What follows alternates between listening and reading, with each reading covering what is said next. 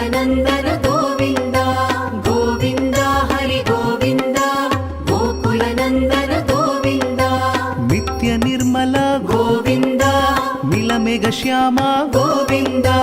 पुराण पुरुष गोविन्द पुण्डरीकाक्ष गोविन्द गोविन्द हरि गोविन्द गोकुलनन्दन गोविन्द गोविन्द हरि गोविन्द गोकुलनन्दन गोविन्द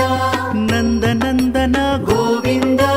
नवनीत चोर गोविन्द पशुपालक श्री गोविन्द